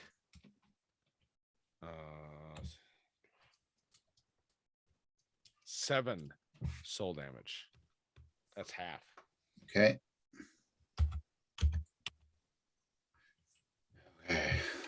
I'm still a soul man. I'm a soul man. All right. As you keep moving forward, Nashara, as Kalun is kind of doing all this and covering a little bit, and you feel it too. What are you doing? As I'm sure constantly as we're trying to be moving, there are still hands reaching and kind of grabbing or passing over us. Oh yeah, they're all over, coming from everywhere. Every running zombie horde movie where they're fast running zombies, it's just chaos, you know? Right. I'd like to use Hellish Rebuke in conjunction with Intimidation to say something along the lines of, we are not your meal. You do not want to mess with us. Stay back where you belong. Very cool. All right, roll me that Intimidation. I got a natural 20. Woo. Oh.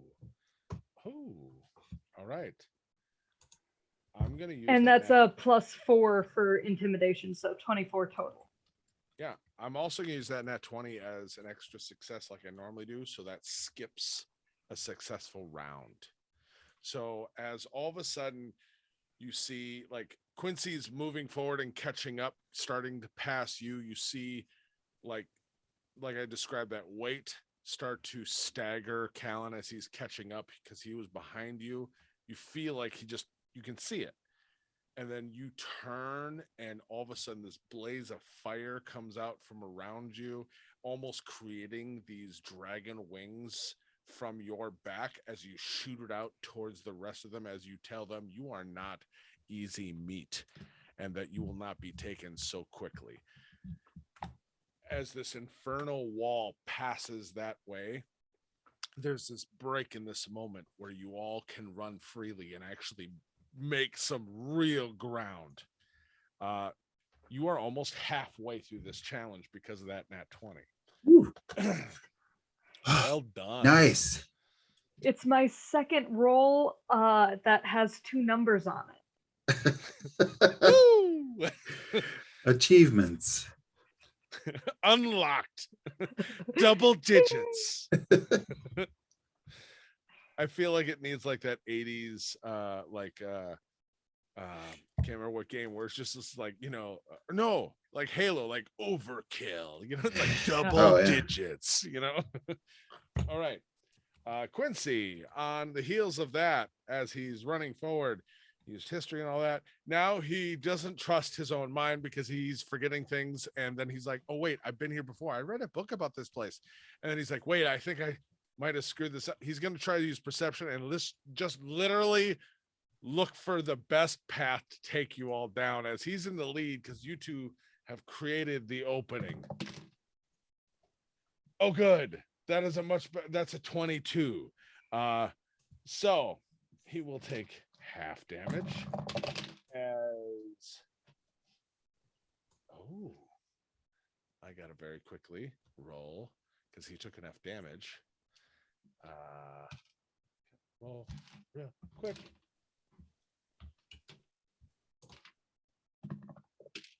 What chart is that on? That is that chart.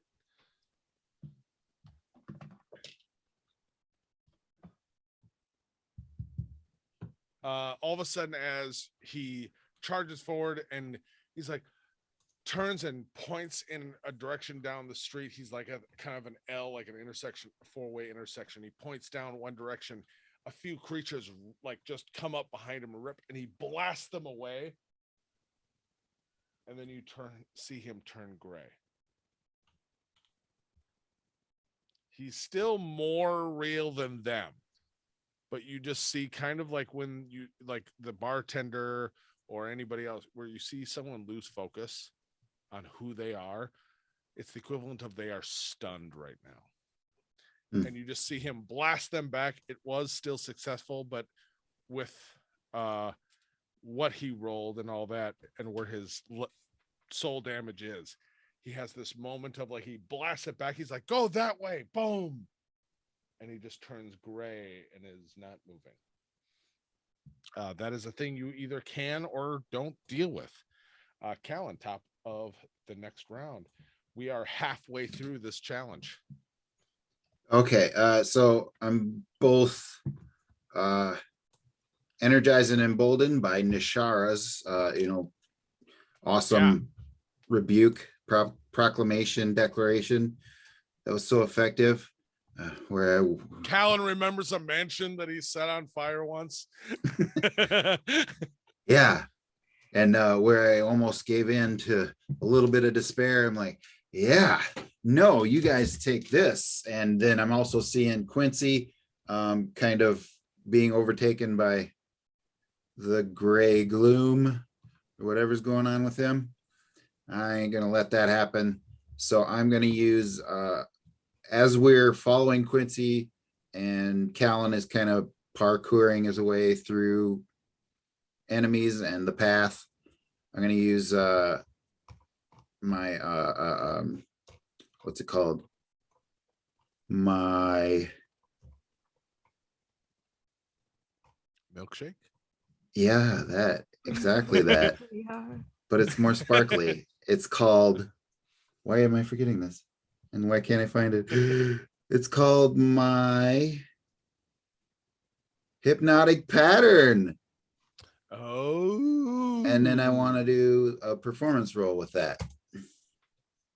Very cool. All right. Mhm. Performance it up as you throw up that hypnotic pattern, which we know is like the best discotheque there is because we've seen it before. Yeah. Okay. Yep.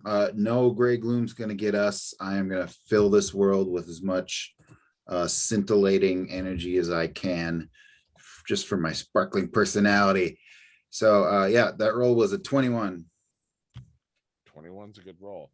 And I'll be honest, because of the visual you put in my head of like how I've seen you use hypnotic pattern before, and that you're using it here, of all places, I'm going to not do any damage at all. I'm not going to roll any damage because as you do that and you throw it up, all of a sudden they all just start to like at the same time, and as they stare at this light. Mhm. And I'm going to say, Nashara, because of this distraction, it's so heavy as you hear this beat start to kick in and all these, creatures are, you get advantage on whatever your roll is next. Nice. Because, yeah, it's a thriller, What little of a draconic tail I have might be wagging along with the beat. Be careful. Huh? Just saying, be careful. The rhythm can take you. Yeah. Right.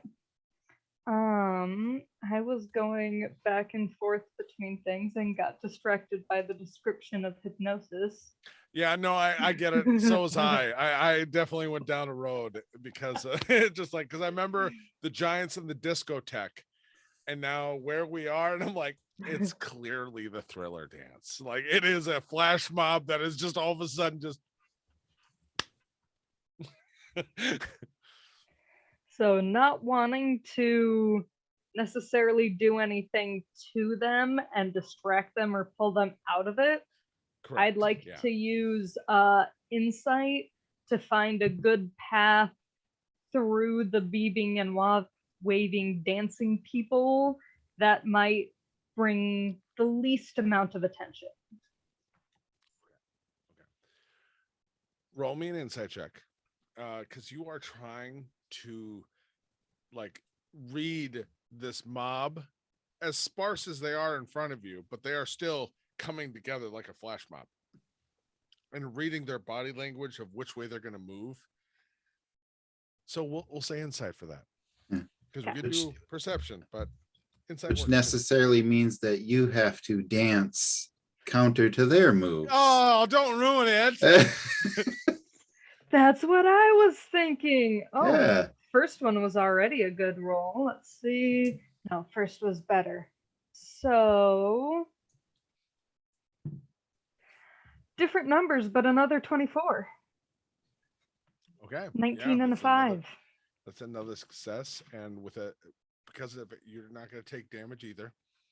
So as you start running forward, all of a sudden you see a few just you're moving and you just kind of stop in front of them. And then you just do that turn on one like foot with them and then pivot out and then go with them and then swoop under and you're on your way. Yeah. Because it's amazing. And I am picturing this music video in my head and I love all of it.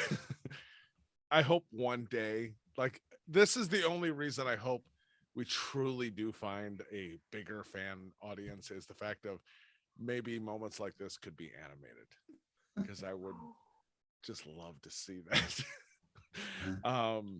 If that someone being can said, draw, I can edit. Okay, there we go. Yeah. Quincy is going to take that and throw in a. Do I need to take a picture? I rolled a nat 20 for Quincy. No, is that? Yeah, we believe you. You wouldn't tell us it was a nat 20 if it was unless it was real. Okay. There's always the reaction where it's either someone lying has a disappointed, then they're like, It's a Oh, 20. no, yeah. That was a frustrating, like, This is damn it. right. Yeah. So all of a sudden, as you start to move through, this is literally going to like he has the fedora on his head. He appears on the street side, and you just hear, and it's a thriller.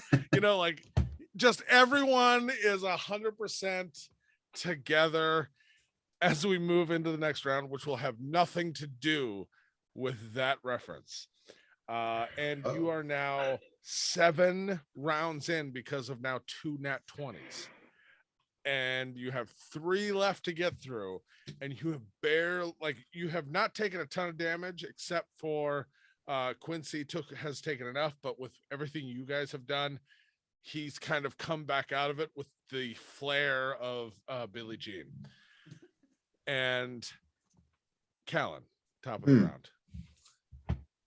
Okay, another round. I gotta still keep trucking. Let's see. All right.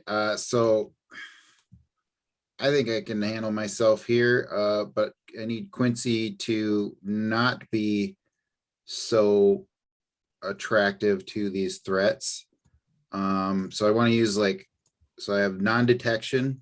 I want to use magic as much as I can to help him evade their detection, using deception again. All right. Yeah. Roll me a deception to make yourself look maybe more appealing, or something else more appealing than Quincy as he tries to take off after being turned that gray and coming back out and running. Yeah. All right. So yeah, that's a 28 total. That'll do it. I guess if you don't know what the DC is, just shoot it so high it doesn't matter. I'm just waiting for the point when I can set a DC at 30 and just be like, no, come on, higher. Sure. I mean, you can always do that. I don't know. It just feels like so high, and then I hear what you I remember this is when I want to do it, because I hear Kalun's rolls. Yeah, absolutely. So as he starts to take off running forward, you use your magic to make other things look more appealing. You for a moment even make yourself you kind of drop all illusion and put the quintessential spotlight on yourself as things start to turn and look at you, and then all of a sudden you'll make triples of yourself and distract them, and he is able to start moving down the path and heading out.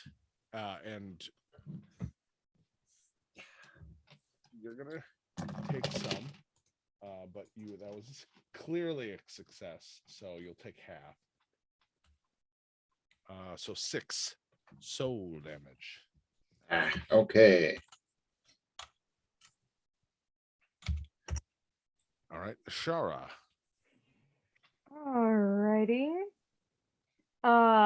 As they no longer seem distracted by such pretty magical music, I will, as we're going, kind of lay behind us with acid splash. Just kind of to cantrip.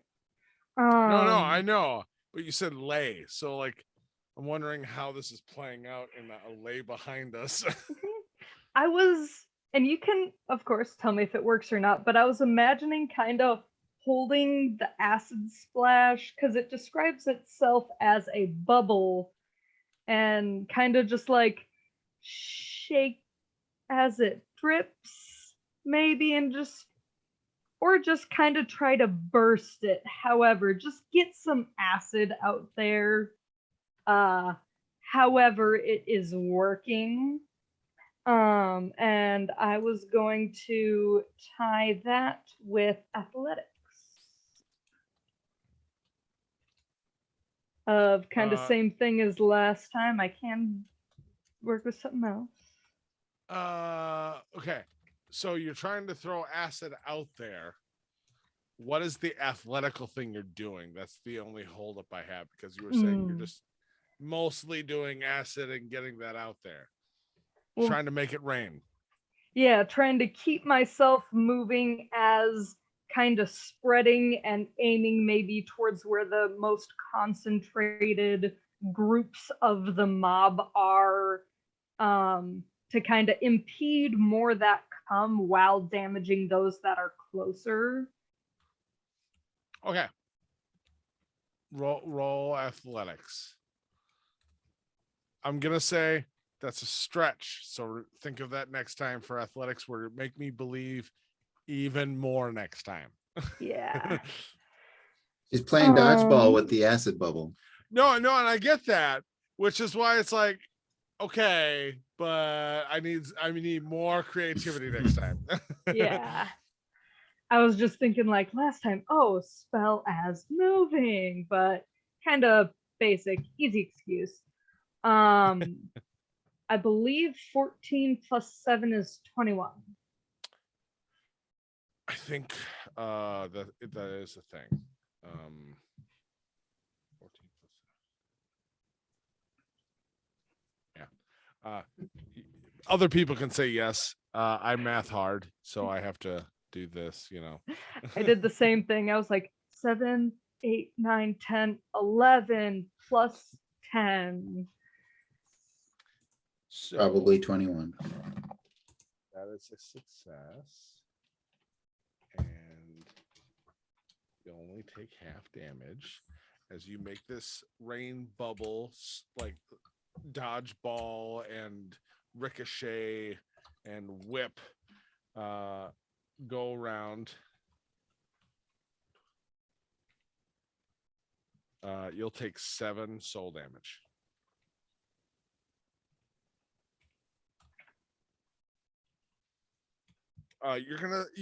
You're not there yet, but you're starting to feel a difference for sure. Yeah.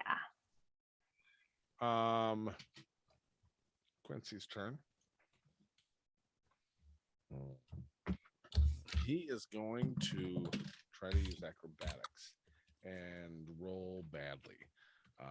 So he's going to take full damage. So he is literally going to, as you are making this patch, as you throw out the acid dodgeball and throwing out these like kind of rain bubbles and all these different things, he is just going to try to dart in between the legs of all the different things so they shield him.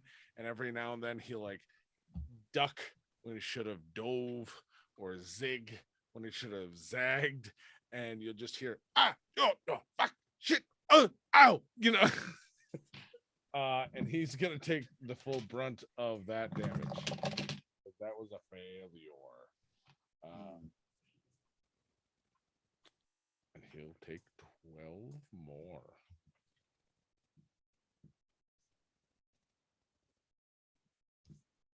Okay. Top of the round. We're in the top of the 9th round. You can see the dock coming up. Kalun. Mm-hmm. Okay. All right. So the fear of succumbing to the despair of this realm is what's keeping me going so far. And I'm terrified that now my allies might succumb to it as well. But I'm also using it as a motivator. So much like Nashara turned around and rebuked these enemies with her hellish rebuke, I'm going to take that well of despair that I've been using as a motivator and fire it right back at these creatures using dissonant whispers and intimidation. Okay, and then That's fair. Thank you for that evaluation. I mean, you're welcome. All right, so that is a 20 nat 20 26. Nat 20. Yep. Nat 20. Okay, so here's the thing. With being at the top of the 9th and you did that, so that's an auto success. So you have just created the opening, the true tunnel to free movement for everyone to get to the dock.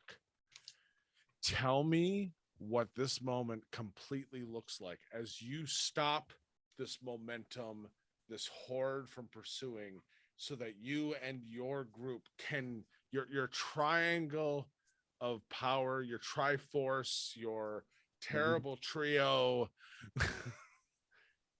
get to the dock. Yeah. Okay. So yeah, we have victory at hand, but it's still a tenuous situation. All of this despair that has been dragging me, my allies, other people I've seen down here in this realm, every contact they've made, every piece of me that they've taken, I've used it as a spark of motivation that I do not want to stay here. So I am kind of transforming that into a mirror image of the horrors that are coming at me and sending it right back at them. So out of me, the dissonant whispers, whether you can see them or not, basically confront the creatures attacking us and fill them on the face of it. Look like they fill them with the same terror that they fill everybody else with.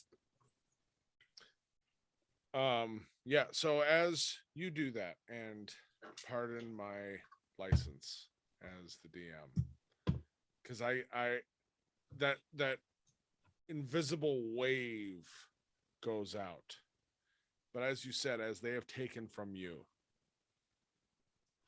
and taken it into themselves, and then you send that out into them, all of a sudden you see that spark as that invisible wall ripples through all of them. Every now and then you see a spark of maybe one of those who slashed and clawed at you.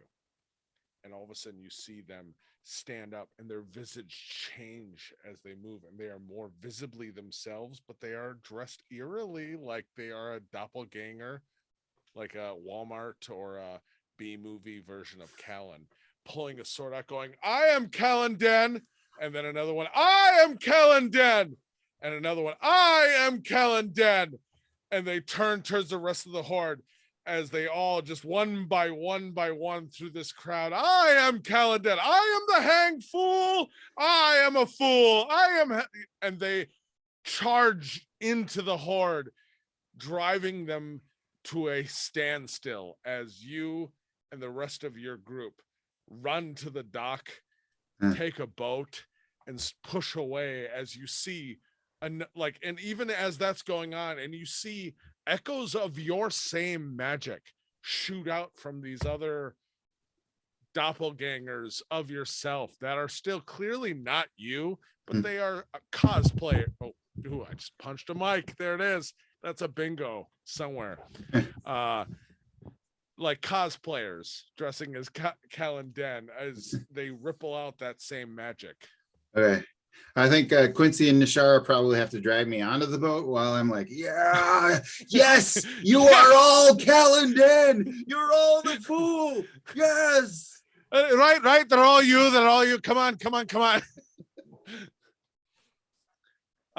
And you all get onto the boat and push off from the shore. And as you get out into the dark, inky expanse, as you see the mountain with this temple, and then the visage now huge in the horizon of Electa Valdon, staring down, looking at you, but also looking into the distance. And you see in the distance as well, looking back to shore, of all of the Kalun Dens fighting the horde to keep the memory alive and the hope. That is where we're going to leave off. Thank you all for joining us. Thank you, Sarah, for guest playing in this episode. Sarah is a fan of the show and a friend of mine and was willing to join us. Thank you for your time. That's awesome. Yeah, And it's so fun being here. good. Hopefully it wasn't too on Twitch. And I will say also thank you, Mick, for picking up Kalun again, because man, it's great to play with Kalun. Yeah, it is. Yeah. Yes, and everyone out there watching, you are all Kalun Den. We're all Kalun Den. You're all fools. I mean, the fool. The fool, the hanged fool. Until next time, thank you all for joining us. It was awesome, despite brief technical difficulties at the beginning. Until next time, I am DM Scott. With me, as always, and also for this time, Mick playing Kalun Den, now in the Pyramid of Power as well. And Sarah playing Nashara Thresh, also in the Pyramid of Power. have a great week. Thank you.